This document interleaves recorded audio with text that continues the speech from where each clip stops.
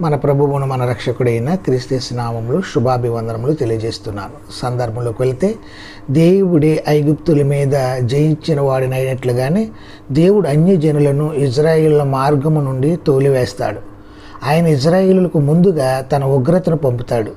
అది ఒక కందిరీగలాగా, ఒక భయంకరమైన దూత అయి ఉండవచ్చు. భక్తిహీనులైన జనములు దానిలో నుండి పారిపోతారు. అయితే దేవుడు ఆ జనములకు నెమ్మదిగాను బుద్ధిపూర్వకంగా పంపివేస్తాడు. దాన్ని బట్టి క్రూరమృగములు సంఖ్యలో అధికమై ఇజ్రాయేలులు అక్కడ స్థిరపరచబడును, అడ్డకించుకుంటున్నట్లు.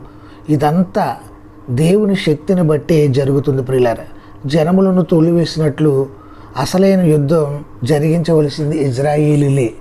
అందుకే నన్ను బట్టి మనుషులు మీకు భయపడినట్లు చేసేదను అంటున్నాడు. ఆ మహాదేవుని యొక్క శక్తిని బట్టి, బలాన్ని బట్టి అన్యజనులందరూ కూడా భయాన్ని